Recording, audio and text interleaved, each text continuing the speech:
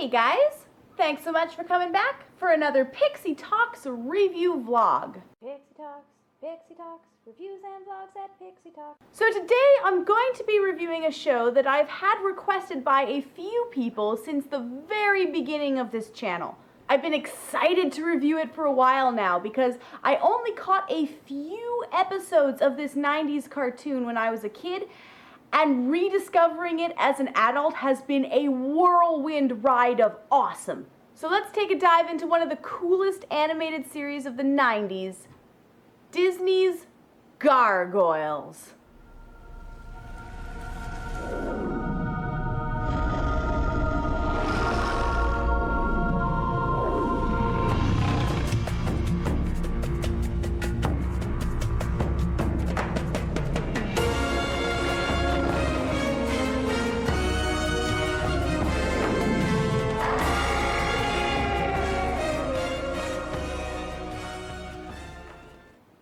Where to even begin? Gargoyles was a Disney show in the 90s that came out to compete with the very popular Batman the Animated Series. It also featured voice work from a lot of the cast of Star Trek The Next Generation, leading many fans to refer to it as Next Gen the Animated Series. And it was crazy! Much like Batman, it had a somewhat dark and serious tone and didn't shy away for some pretty heavy topics and episodes. But I'm getting ahead of myself here. What was it about? The basic synopsis begins 1,000 years ago in medieval times, when a clan of gargoyles were trapped in stone by a spell. It was eventually broken, bringing them to life in modern day, well, the 90s anyways, not quite so modern anymore, New York. They become a sort of superhero group vowed to protect and defend the citizens of Manhattan, along with the help of police detective Elisa Mazza. The writing for this show was phenomenally good. It was an ambitious project that incorporated a lot of folklore, mythology, and Shakespearean themes and characters. Probably my personal favorite parts of the show are anything to do with the Isle of Avalon, Oberon, and Puck. The world of Gargoyles is extensive and pretty darn well thought out. And the characters are also some of the most engaging I have ever seen. Goliath and Elisa's relationship is wonderfully developed gradually, and their long-term frenemy Xanatos is one of the most intriguing villainous characters you could ask for. The artwork has aged remarkably well to boot. It's still a beautifully designed and animated piece, with memorable visuals and a great ambiance.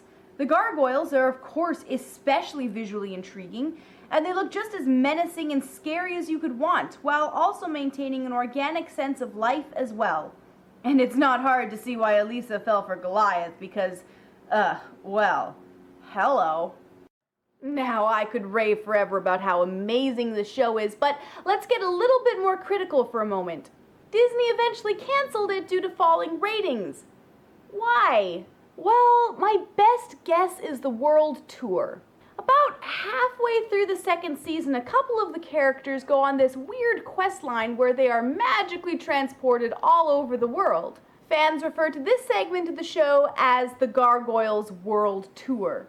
Now, it isn't that the World Tour episodes are bad. In fact, there's a lot of really neat episodes in there that delve into all sorts of cultures and different mythologies and folklore. The problem, however, is that none of those episodes have anything to do with the main Gargoyles storyline, and so they all kind of tend to feel like filler. It was an interesting idea on the part of the writers, but I'm not sure that it panned out as well as they had hoped. The next thing that I want to talk about, though, is racial representation. This may come as a shock, but many of this show's main cast of characters were not white. Which, come on, is something Hollywood is still struggling to start doing. Considering the amount of media we still get that can't seem to buck the white male trend, it's pretty awesome that a 90s Disney show was featuring a kick-ass leading lady who was a woman of color. Apparently, Disney didn't think that the show was competing well enough with Batman the Animated Series, which is kind of ludicrous if you think about it. You want a show with a brand new mythos and a brand new cast of original characters to do as well as Batman? You're out of your mind! But let me tell you, as someone who loves Batman the Animated Series, this show is every bit as good. It's aged beautifully, its stories and characters are timeless, and it deals with some pretty heavy subject matter with a great amount of pizzazz.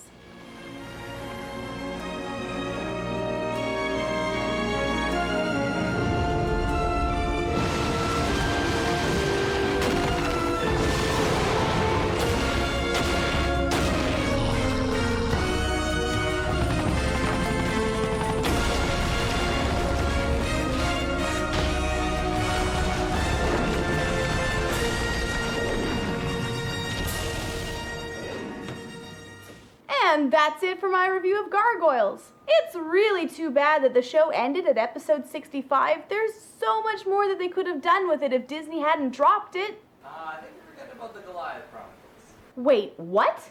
There's more? Well, that's a review for another time. Thanks for watching, and I hope you enjoyed the trip down memory lane. Please be sure to subscribe for more. I have another toy vlog coming up and another review next week. Bye!